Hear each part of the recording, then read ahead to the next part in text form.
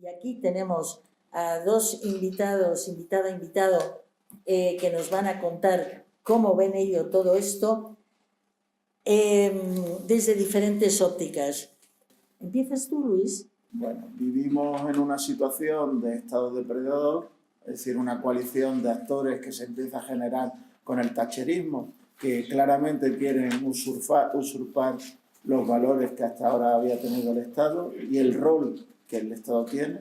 Y un factor importante, cualquier reivindicación de lo público lo atacan. Esa coalición de actores indudablemente está encabezada por las grandes corporaciones. Vivimos en una situación de cambio climático, que es el verdadero elefante de la habitación, es decir, y que además demanda una necesidad más que nunca de la planificación, por lo tanto, de lo público. Y, al mismo tiempo, vivimos en un edificio que prácticamente se le ha servido en bandeja, fundamentalmente en el último gobierno del Partido Popular, que ha hecho cosas como la Ley Orgánica de Estabilidad Presupuestaria, no sé si os acordáis, o la reforma del régimen local, que ha hecho básicamente un traje a medida para dos grandes multinacionales y para el capital financiero que, lejos de invertir en tecnología de adaptación al cambio climático, se ha invertido en un negocio seguro como es el agua, un monopolio natural de beneficio en el cual simplemente con subir 1 euro o 2 euros la tarifa del agua va a provocar situaciones de exclusión social, situaciones de no eficiencia en la gestión y de especulación muy alta en torno a un recurso que difícilmente no puede ser elegido. Miriam. O sea, estamos en un contexto global en el que tenemos que tener en cuenta que hay diferentes factores que se entrelazan entre sí, que se retroalimentan entre sí. Uno de ellos fundamental es el cambio climático, pero no es el único. El agotamiento de recursos energéticos y materiales, después hablaremos un poco de ello más en profundidad, va a marcar de forma drástica un quiebre para un modelo civilizatorio como el nuestro que se ha constituido pues, en base a un consumo masivo de energías fósiles y a una pretensión de crecimiento económico ilimitado en un planeta de recursos limitados, como comentaba Alberto antes en su presentación. En el fondo lo que ocurre es decir, bueno, los sistemas económicos ¿para qué valen? Los sistemas económicos teóricamente deberían valer para satisfacer las carencias y necesidades de las sociedades, ¿no? Y bueno, me parece muy bien, ¿no? Lógicamente las sociedades deberían ser las que dirían, las que deberían decir cuáles son las necesidades y qué prioridad de esas necesidades y carencias tenemos, ¿no? Entonces, ¿en qué sistema estamos ahora? Estamos hablando desde el punto de vista de nuestro occidente. Ya se ha comentado por aquí. Es un sistema que se llama neoliberal, que en el fondo es capitalista, es global y es financiero, fundamentalmente. Y, oye, ¿y este capitalismo que tenemos ahora y demás está satisfaciendo las necesidades y las carencias, digamos, de la sociedad en su conjunto? Bueno, algunas puede ser, pero lo cierto es que si hacemos un zoom rápido, nos damos cuenta de que cada vez más hay más diferencia en los temas de riqueza y renta, que la pérdida de derechos relacionada con derechos fundamentales como pueden ser la sanidad, la educación, pues se está poniendo en cuestión. Desde un punto de vista, digamos, medioambiental, ya lo han comentado, los desequilibrios ecológicos están siendo tremendos y uno de los índices fundamentales es el tema del cambio climático. Y hay otro desequilibrio que está generando, digamos, este sistema que es todavía mucho más fuerte. Es el tema, en el aspecto político, el tema del poder. Aparte del tema geopolítico de cómo está cambiando las influencias globales en relación al este y al oeste, al papel de China, al papel de los emergentes y demás, que es muy interesante para el juego posterior que se puede hacer. La realidad es que hay grandes grupos multinacionales y grandes inversores multinacionales que están condicionando la actividad económica de los estados.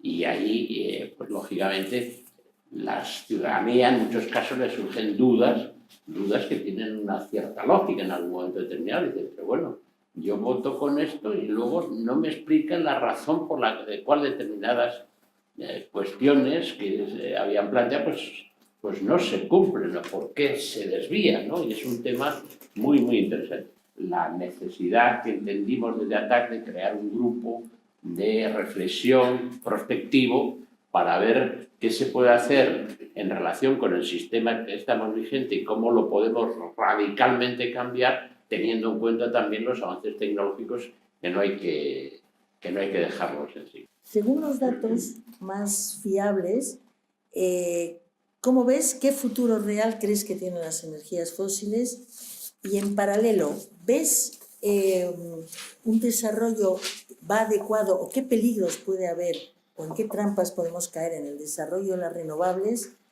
Y ¿podremos caer también en que acaben en manos de unos pocos? ¿Cómo lo ves, Miriam? Bueno, como comentaba al principio, sí, para entender un poco el contexto global, que como 4 elementos fundamentales a tener en cuenta sería, bueno, uno es el cambio climático, que después igual también podemos hablar un poco sobre ello. En segundo lugar, una escasez de recursos energéticos y materiales que se muestra cada vez más evidente, una pérdida masiva de biodiversidad y una degradación de los suelos y del agua a escala planetaria, que igual después también podremos profundizar un poco más. Y todos estos elementos, además, están atravesados por el momento histórico en el que nos encontramos, que es de una urgencia temporal tremenda para poder dar respuesta a esto, ¿no?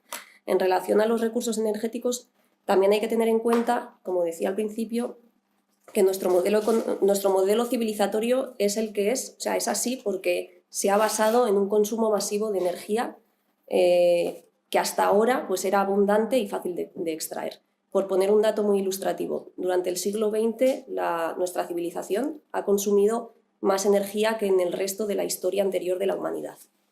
Y este consumo masivo de energía pues, se ha basado en el consumo de energías fósiles, es decir, en estos 100 años hemos consumido más de la mitad de lo que la Tierra había tardado en generar millones de años. Esto, pues, obviamente es insostenible en el tiempo y en el momento actual estamos viendo ya que está chocando con los límites biofísicos, ¿no? Para un elemento que nos permite medir esto son los picos de los combustibles fósiles. El pico del petróleo se estima que del petróleo convencional, que es el de mayor calidad y el más accesible, se estima que se pasó en el 2005. Y los datos apuntan a que en el 2015 se podrían haber pasado el pico de todos los tipos de petróleo, incluyendo el no convencional. Esto quiere decir que hemos atravesado ya el punto de extracción máxima, a partir del cual lo que resta es una disponibilidad cada vez menor, con una peor calidad y más difícil de extraer. Esto pasa para el petróleo, pero pasa también para el resto de combustibles fósiles, es decir, básicamente el gas natural y el carbón, que también van a decaer en los próximos años. Los datos apuntan a que el pico de extracción de los combustibles del gas natural y del carbón se atravesarán entre el 2020 y el 2040, primero el del gas natural y después el del carbón. Entonces, claro, como decía, esto para nuestro modelo civilizatorio que se ha basado en un pretendido crecimiento económico infinito dentro de un planeta con recursos y consumideros también finitos y en degradación, pues supone un quiebre absoluto, ¿no? Por poner un dato, también a día de hoy los combustibles fósiles representan el 86% del consumo energético mundial. Entonces, frente a este escenario, pues obviamente el desarrollo de las renovables en la actualidad es claramente insuficiente. Estamos hablando de que representan alrededor del 7% a nivel mundial. Así que está claro que el futuro será de las renovables y tenemos que apostar firmemente por hacer una transición inmediata hacia ellas, pero hay que tener en cuenta un elemento fundamental, y es que las energías renovables no van a poder mantener los niveles de consumo actuales, porque no tienen las mismas prestaciones que los combustibles fósiles, ni en potencia como en versatilidad o como en la tasa de retorno energético, ¿no? Necesitamos invertir más energía para obtener energía.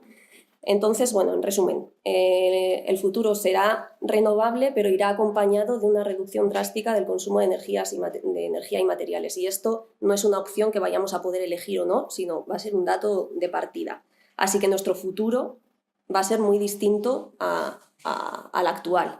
Y es la primera vez, también por ponerlo un poco en perspectiva histórica, es la primera vez en la historia de la humanidad que un modelo civilizatorio va a pasar a otro sin poder hacer un salto ascendente de energía. Entonces, bueno, a la hora de pensar las transiciones energéticas, aquí nos encontramos con un primer límite, o una primera limitación, que es cuando se plantean estas transiciones energéticas sin abordar o sin replantearnos una modificación de este modelo económico o capitalismo fosilista basado en el crecimiento. Y una segunda limitación, si lo pensamos desde una perspectiva de justicia social, la encontramos también cuando se plantean esta transición energética como si fuera un problema exclusivamente tecnológico y se dejan fuera pues, los aspectos económicos, políticos, sociales y culturales. Y eso lo enlazo con la pregunta que me hacías sobre si es posible que exista una concentración de poder en torno a las renovables, y bueno, la respuesta es sí, y de hecho ya hay ejemplos en la actualidad que lo demuestran, ¿no?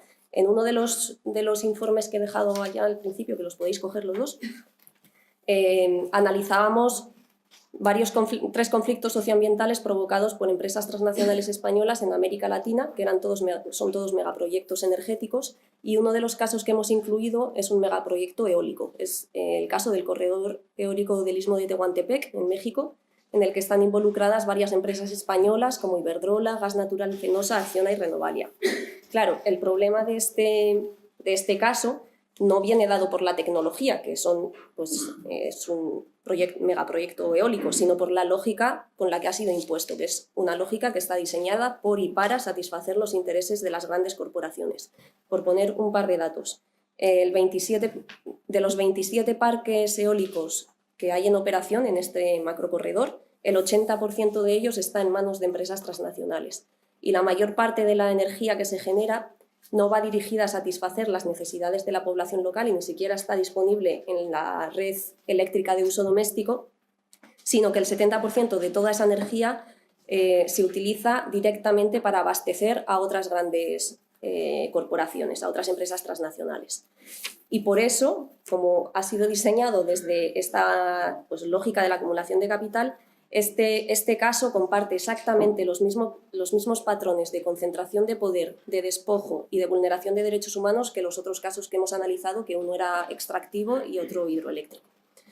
Entonces hemos visto también cómo en este caso se han profundizado estructuras de poder en las comunidades donde se han asentado, ¿no?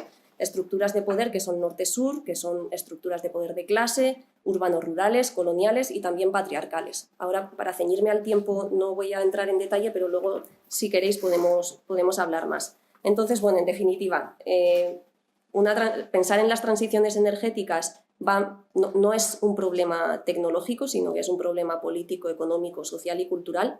Y, desde luego, si no se transforman las estructuras de poder vigentes y si no se modifica el modelo de producción y consumo que subyace a toda esta lógica de acumulación de capital, pues esa transición hacia las renovables será imposible en términos biofísicos, por un lado, y por otro lado, pues muy limitada desde una perspectiva de justicia social y ambiental. Ay, gracias. Gracias, Miriam. Y ahora, Luis, ¿dónde ves tú que están los elementos de la transición hidrológica genéricamente? ¿Cuáles son los factores limitantes en esta gestión de la demanda? ¿Qué experiencias más exitosas has visto o conoces? Tú ya has dicho antes que el cambio climático es el elefante en la habitación, pero ¿qué tiene que cambiar en la materia hídrica, en políticas del agua? ¿No temes que si hay un exceso de tecnologías de sostenibilidad, esta situación fomentará, como nos ha contado Miriam en el tema de la energía, procesos de privatización y de concentrar poder? Y luego, una última, el papel de la ciudadanía en la gestión del agua. Cuéntanos. Bueno, vamos a ver cómo... Todas estas preguntas son muy complicadas. Vamos a hacer una breve historia del agua, que creo que es interesante. Los economistas liberales, los antiguos economistas liberales, se plantearon qué era el agua en términos económicos. Y Adam Smith, por ejemplo, estudió el sistema de Londres. Stuart Mill estuvo trabajando bastante en Escocia y sobre la implantación de los sistemas económicos en Escocia. Y llegaron a una deducción muy clara: el agua era un elemento relativamente abundante, donde no existe competencia, por lo tanto el mercado no regulaba nada, es decir, nadie competía por el agua salvo para apropiarse de ella, pero no era posible en un abastecimiento urbano que dos compañías ofrecieran el mismo producto a un solo cliente. Es más, dudaban de la categoría de cliente, es decir, de libre acción dentro de ese mundo. Y durante muchos años el mundo urbano del agua estuvo libre de la noción de las empresas.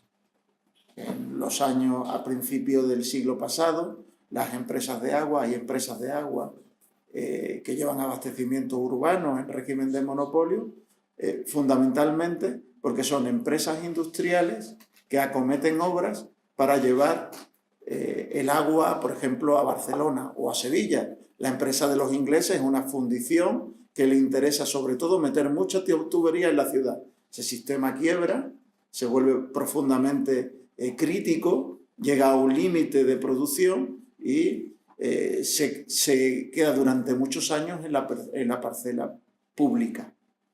¿Qué pasa? ¿Por qué ahora mismo lo vemos como una amenaza el sistema privado en el mundo del agua? Fundamentalmente porque en los años 80, con el thatcherismo, se impone el criterio de que el agua escasea y que el agua, en su noción de escasez, es un valor económico creciente. Además, y lo hemos visto con el discurso del canal de Isabel II cuando se filtraron los papeles de Bankia, nos hablan de que el agua es potencialmente barata y, por tanto, todo el mundo es el servicio público realmente más barato de todos. Por lo tanto, potencialmente es el que más crecimiento o más elevación de precio puede tener. Sobre todo porque uno no puede elegir el producto, porque uno no puede vivir sin él, y el marco competencial que podría tener, por ejemplo, el canal de Isabel II sería el ultramarinos que tenemos abajo o una gran superficie. Por lo tanto, siempre sería mucho más barata el agua que te sirven en el grifo que bajar al régimen de mercado de elección del agua mineral. ¿Qué quiero decir con esto? Que realmente el sistema privado en el mundo del agua es un sistema muy reciente, pero al mismo tiempo muy feroz, porque precisamente es uno de los símbolos históricos de la necesidad del colectivo. Es un bien común. Si se ataca al agua, se ataca cualquier valor organizacional de futuro, de creación de tu ciudad. Por lo tanto, la crisis económica en nuestro país ha sido fundamentalmente una crisis hídrica y de modelo. Hemos vivido claramente una especulación con los sistemas de abastecimiento, que en algunos casos ha triunfado, por ejemplo en la ciudad de Jerez, donde se privatizó el agua por 80 millones de euros, y en otros casos ha fracasado gracias a la movilización social. Es decir, en el agua ha existido movilización social exitosa. Y un caso evidente es en la Comunidad de Madrid, en el sistema del canal de Isabel II. O sea, en el sistema del canal de Isabel II, la gente se movilizó y paralizó realmente la situación. Esta paralización de la situación también ha implicado una reformulación del modelo público. El modelo público, el canal, no era un modelo, a pesar de ser público,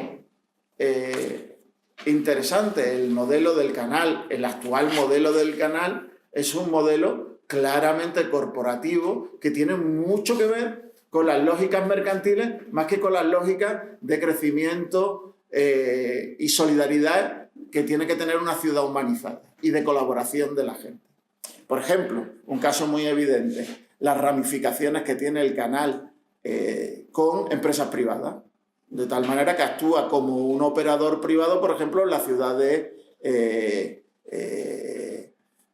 Cáceres, o en Lanzarote, o en esta misma ciudad donde se asocia con una empresa privada, Aqualia, y actúa como parte de un operador público, con un operador privado, donde se lee que los beneficios se reparten entre los ayuntamientos, los accionistas de esa empresa, en este caso los municipios. Entre más crece el canal, más beneficios vamos a tener, cuando en verdad el canal no es más que el instrumento de lo colectivo.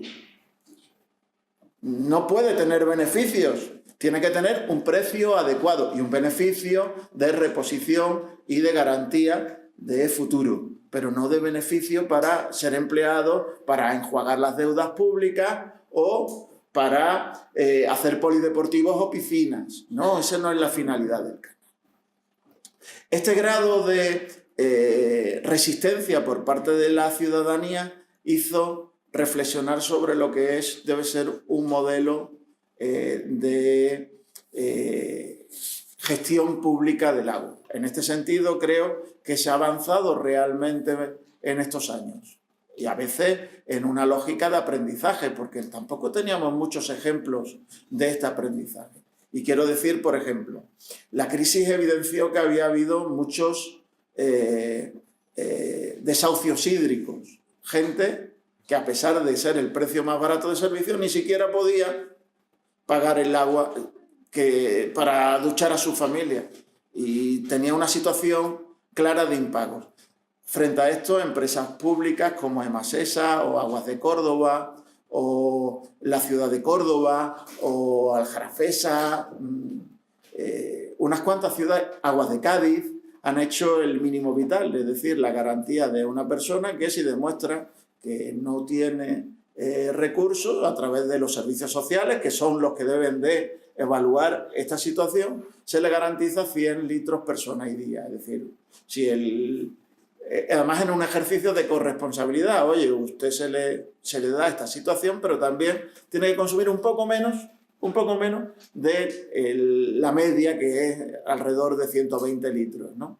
Pero tampoco una media, un sacrificio estigmatizado, sino realmente unas necesidades que generalmente son 80 litros, pues es superior. Y se ha institucionalizado y ha supuesto un 0,8% de la situación media de facturación de nuestras empresas públicas, y se ha hecho completamente en viabilidad económica y en viabilidad social. Otra situación, la planificación. Frente a nociones de no planificación, nosotros estamos apostando por nociones de planificación. El recurso agua es un recurso fácil de planificar y lo público se distingue de lo privado por esta noción. Estamos haciendo planes de 10 años participados por la ciudadanía, que dicen qué modelo de ciudad, eso que hablaba el compañero economista sobre la noción de economía. Economía es elegir. La planificación no es otra cosa que citar a las partes que componen su ciudad para decir qué modelo queremos de nuestra ciudad. Y el agua tiene que ofrecer un elemento prioritario en la construcción de una ciudad humanizada. Y lo hemos conseguido, El problema que tenemos es que somos islas poco visuales, porque frente a esto, paralelamente a esto, hemos tenido un Estado depredador que ha legislado en pro de las grandes multinacionales. Por poneros un ejemplo, nos enteramos por la prensa que el Grupo Suez estaba negociando con el Ministerio una ley específica para blindar el negocio del agua, a través de una ley. Nos enteramos que querían un regulador único, que fijara las tarifas de toda España. ¿Sabéis qué estaban haciendo?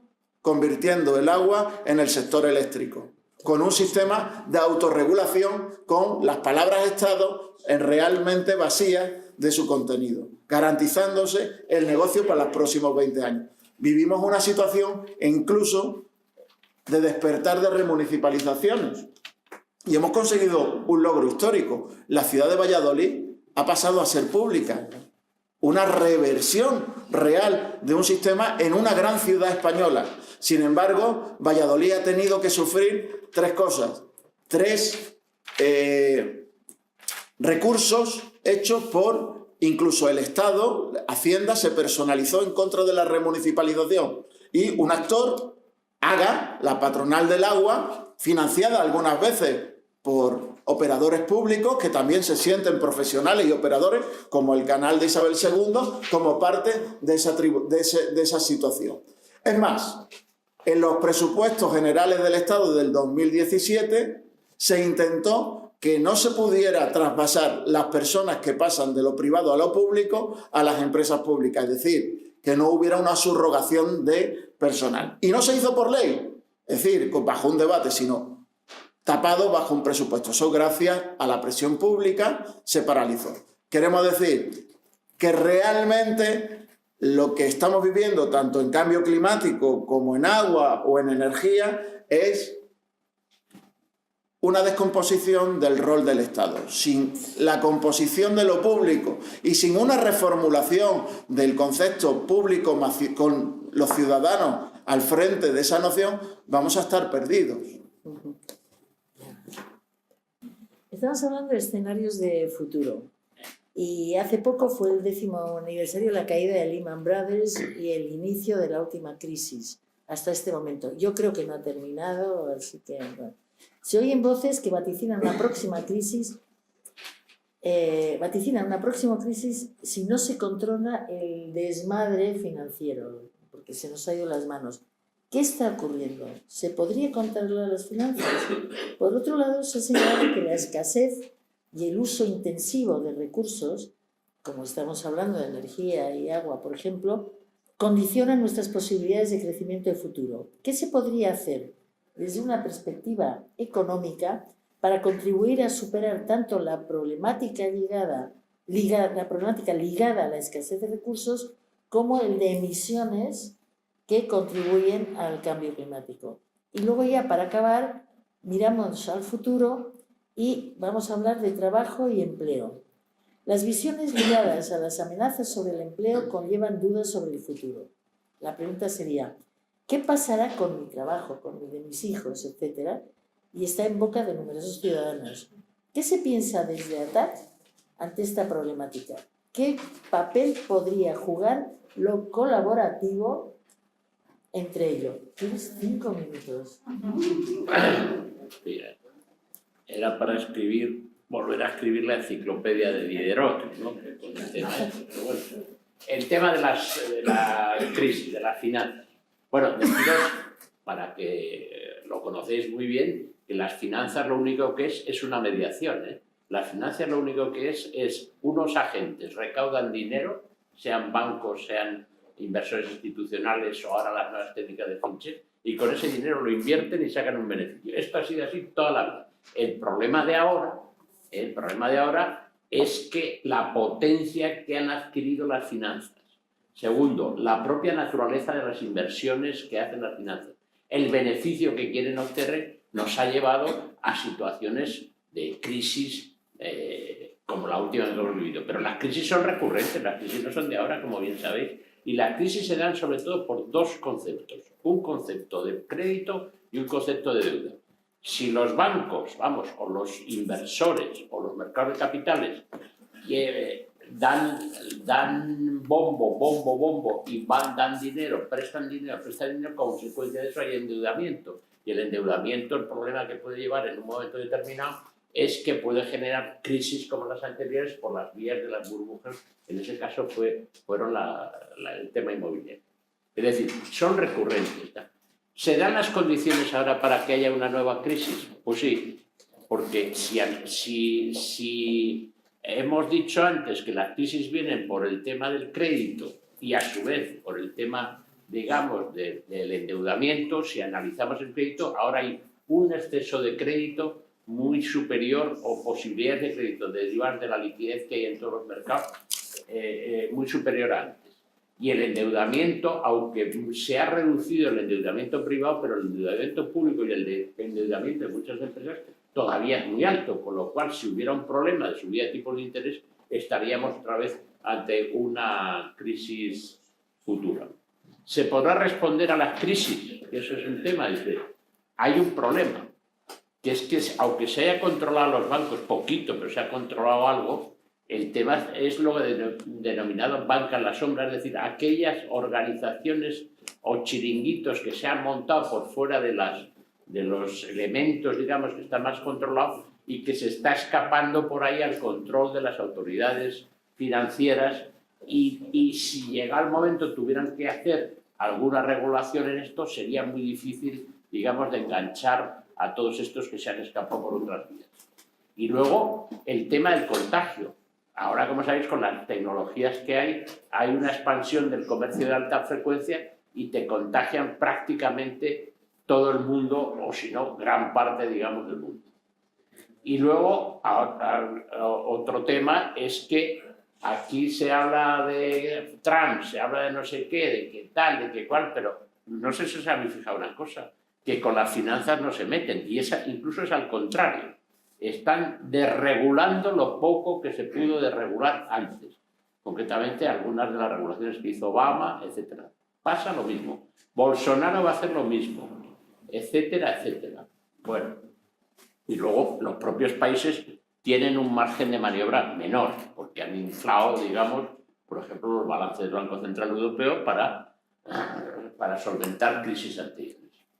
Entonces, si las condiciones de deuda, de crédito y de respuesta pues están así, necesitamos un marco diferente, otro escenario, y otro escenario es quitar el yugo de las finanzas. Y ahí, amigos, ahí nos va a costar lo suyo. Pero sí hay posibilidades.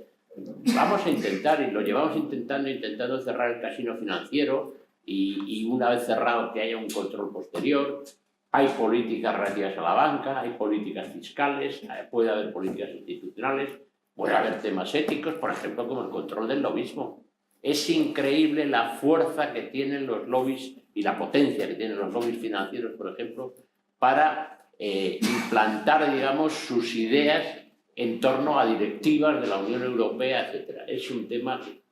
Bueno, todo esto va ligado a la reflexión esta que estamos haciendo aquí de la necesidad de un nuevo modelo de desarrollo, ¿eh? Y que haya nuevos agentes que tengan una mentalidad diferente, que la nueva tecnología se ponga al servicio de los ciudadanos. Entonces, ligados al tema, el tema de la economía, ¿no? Porque esto va... Primero, ya lo he dicho, la economía no es un fin en sí mismo. La economía debe ser un instrumento para la política, y la política la deben decidir los ciudadanos. Si esto es así, si de verdad los ciudadanos pudiésemos, y las ciudadanas pudiésemos, digamos, optar por objetivos claros, pues los instrumentos que tiene la economía, políticas financieras, políticas fiscales, etcétera, debían ser puestas al servicio de este tema. Dice, no es posible porque están los mercados, que son los mercados que lo deciden todo. Bueno, el mercado ya sabéis que son agentes que entran y salen. Pero es que hay un tema que no se dice, es que hay otras posibilidades de solucionar los temas por fuera de los mercados. Está el Estado, que debería cumplir un papel importante, ¿no? Están los comunes, son los recursos de naturaleza y sociedad, y tal, que también podían jugar un papel importante. Está la propia familia, ¿no? Que también en relación con los bienes básicos puede jugar un papel importante. Debemos, digamos, potenciar algunas de estas alternativas que incluso se están produciendo. Se están produciendo por una lógica muy fuerte y ya venía históricamente, ¿no? Pero después de la crisis había varias soluciones de emergencia, ¿no? En algunos casos eran de emergencia pura, en el sentido de crear economías, instrumentos económicos alternativos a los clásicos por la vía de cooperativas, por la vía de otro tipo de temas, para solucionar sus problemas vitales. Otros temas han sido nuevas prácticas ligadas a temas ideológicos. Yo no quiero entrar, digamos, en la lógica de los mercados y vamos a intentar hacer lo otro. La lista que hay ahora de cooperativas de consumo, de producción, de distribución, etcétera, por ejemplo, de energía, me estaba acordando ahora de Coop, ¿no? Ujú. Y de muchas de estas, y es decir, se está moviendo, no es que, bueno, nos dan un bocado por un lado, pero yo creo que podemos salir por otro. Bueno, ya me dicen. En cuanto al empleo, la cuarta revolución está ahí, ¿no? El uso masivo de los robots, los ordenadores conectados a Internet, la inteligencia artificial, genera inquietud para el futuro, está claro. Es decir, en qué modo se va a transformar la forma que trabajamos y demás temas, como el tema del reparto del trabajo, cómo reducirlo totalmente, el tema de empoderar a trabajadoras y trabajadores, el tema de nuevas políticas de bienestar ligadas a la fiscalidad, el tema de la renta básica universal, son instrumentos abiertos para que pudiésemos dar solución en un sentido positivo a una realidad objetiva, ¿no? Que está ahí. Lo que hay es que modularlo para que de verdad se realice en beneficio de las ciudadanas y los ciudadanos en general. Ha habido las cumbres, la última de Katowice en Polonia, la de París la vivimos muy intensamente y todas las que venían de atrás. ¿Son necesarias? ¿Son suficientes? Haz un flash de cómo lo ves. Vale, bueno, para ver si son necesarias, quiero partir de un informe, del IPCC que sacó en octubre del 2018, del año pasado, en el que alertaba que necesitamos mantener el incremento global de temperatura a 1,5 grados, porque por encima de ese umbral las consecuencias del cambio climático serían catastróficas. O sea que el límite de los 2 grados que se había considerado desde el ámbito científico hasta ahora es insuficiente. Estaba hablando del último informe que sacó el IPCC, que alertaba sobre esta necesidad de limitar el incremento global de temperatura a 1,5 grados. Es el panel intergubernamental sobre cambio climático, que es como, bueno, el consenso científico en torno a estos temas, ¿no? en el seno de Naciones Unidas. Decía también este informe que al ritmo actual de emisiones nos quedan 12 años para llegar a ese escenario. O sea que en poco más de una década tendríamos que ser capaces de acometer transformaciones estructurales en nuestro sistema de transporte, de urbanismo, de alimentación, en nuestro modelo de producción y consumo, etc. Un mes después, la Agencia Internacional de la Energía sacaba también su informe anual, en el que en una de las gráficas pronosticaba que en 7 años, o sea, de aquí a 7 años, la extracción mundial de petróleo no va a poder satisfacer la demanda esperada. Y por otro lado, también en esa época, 2 semanas después, WWF sacaba también su informe Planeta Vivo, 2018, y bueno, que este informe es una descripción del estado de la biodiversidad en el mundo, y los datos hablan por sí solos. Desde 1970 ha habido una disminución del 60% de la población de especies de vertebrados y del 83% de especies de agua dulce. Entonces, pongo también estos 3 ejemplos para ver de nuevo cómo estamos en medio de una crisis ecológica en fase de colapso. Bueno, entonces, teniendo en cuenta esta situación, ¿son necesarias las cumbres climáticas? Pues desde luego es necesario tener un espacio intergubernamental y supraestatal para abordar un problema que es planetario y que tiene unos impactos globales. Ahora, ¿son suficientes? Pues está claro que no, porque si no, no estaríamos viendo cómo año tras año los datos son cada vez más alarmantes y el tiempo de respuesta que manejamos es cada vez más estrecho. ¿Y por qué no son capaces de dar solución al problema de cambio climático? Pues por una razón bastante evidente, que es porque abordar las causas estructurales del cambio climático significa atacar la esencia misma de un sistema económico que solo puede reproducirse en base a ese crecimiento económico infinito, ¿no? Y atacar la esencia del sistema económico es también atacar la esencia de los actores que están tomando las decisiones en esas cumbres, o mejor dicho, de quienes no están tomando las decisiones que se tendrían que tomar. Hablaba Luis de los estados depredadores, y que hay que tener en cuenta que esos estados son también estados corporativos. Y esa connivencia entre el poder económico y político, que es una colusión, o sea, es una connivencia pues, estructural, está claramente reflejada desde el protocolo de Kioto, que tenía un enfoque marcadamente promercado. En el protocolo de Kioto las grandes corporaciones aparecían como parte de la solución y no del problema del cambio climático, a través, por ejemplo, de mecanismos de flexibilización que tienen más que ver con buscar nuevos mercados especulativos, como los mercados de carbono, que con una lucha real contra el cambio climático, ¿no? Y bueno, pues la situación en relación a las negociaciones internacionales actualmente es bastante dramática, porque apelamos al Acuerdo de París de 2015, pero hay que tener en cuenta que en realidad ese acuerdo es un no acuerdo, es decir, no hay un acuerdo global, sino que cada Estado de forma individual decidía cuál va a ser su reducción de emisiones. Además, ese no acuerdo no es vinculante, es decir, la reducción de emisiones es voluntaria y no existen mecanismos ni de control ni de penalización hacia quienes no lo cumplan.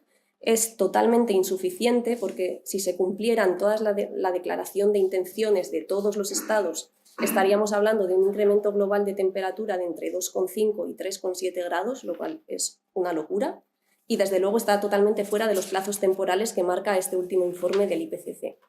Entonces, bueno, pues yo creo que las soluciones no van a venir de forma voluntaria desde arriba, porque las instituciones que tenemos pues son consustanciales a este capitalismo fosilista y tendrán que ser forzadas, desde mi opinión, desde la sociedad civil organizada. Es decir, tenemos que conseguir tener una masa social crítica lo suficientemente grande para poder forzar estas transiciones hacia otras formas de organización económica, política, social y cultural.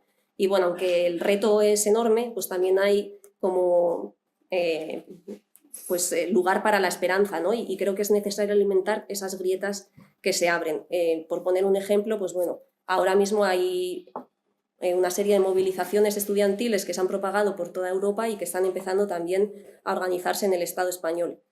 Y bueno, pues eso, creo que es necesario como alimentar esos espacios de esperanza y pensar también que de la misma manera que sabemos, que tenemos la certeza de que el cambio climático va a introducir pues cambios impredecibles y no lineales, porque no podemos pensar que una movilización masiva pueda también generar cambios inesperados y exponenciales hacia esas otras formas de vida pues basadas en criterios de justicia social y ambiental.